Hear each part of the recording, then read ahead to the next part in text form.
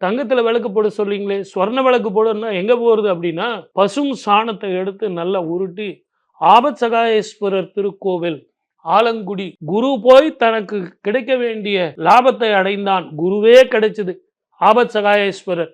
அப்படிப்பட்ட அந்த கோவில்ல வஸ்திர தானம் செஞ்சு, சுவாமிக்கு அபிஷேகம் செஞ்சு, இந்த பசும் சாணம் உருட்டி, வெத்தலை மேல வச்சு நடுவுல குழி போட்டு, நெய் ஊற்றி தீபம் போட்டால் அதுதான் சொர்ண தீபம். அதற்கு ஈடு என தங்கத்துல போட்ட விளக்கு கூட இருக்காது.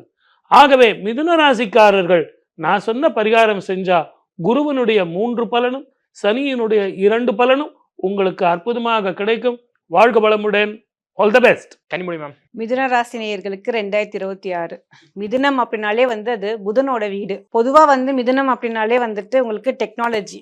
ஸோ இருக்கக்கூடிய அந்த 12 ராசிகள்ல ரொம்ப ஷார்ப் மைண்டடு, எடுத்தோடனே வந்து பாத்தீங்கன்னா சமயோஜிதம் சொல்லுவாங்க. சுறுசுறுப்பா அந்த மூளை வேலை பண்றது, ஒரு நிமிஷத்துல வந்து 10 வேலைகளை செஞ்சிக்கக்கூடிய ஆற்றல் யாருக்கு இருக்குன்னு பாத்தீங்கன்னா மிதுன ராசி நண்பர்களுக்கு தான் இருக்கு. ஸோ இந்த மிதுன ராசிக்கு இந்த 2026 அப்படிங்கிறது எப்படி இருக்குன்னா, பொதுவாக சொல்லுவாங்க இந்த ஜென்ம குரு இருக்கும் இடம் பால்னு தான் சொல்லுவாங்க. ஸோ இந்த குருவோட பார்வைகள் படக்கூடிய இடத்துல இருந்து வரக்கூடிய நன்மைகள் அப்படிங்கிறது வந்து மிதுன ராசிக்கு கண்டிப்பா இருக்குங்க. ஸோ ஜென்ரலா என்ன ஒரு மனுஷனோட வாழ்க்கையை எடுத்தோம் அப்படின்னா, நம்ம குழந்தைய பிறக்கிறோம், அதுக்கப்புறம் வளர்றோம், ஸ்கூல் போறாங்க, அப்புறம் திருமண வாழ்க்கை, உங்களுக்கு வந்து கெரியர் ஆகட்டும், அதுக்கப்புறம் ஜாபு, தொழில், இந்த மாதிரி வந்து ஏகப்பட்ட விஷயங்கள்.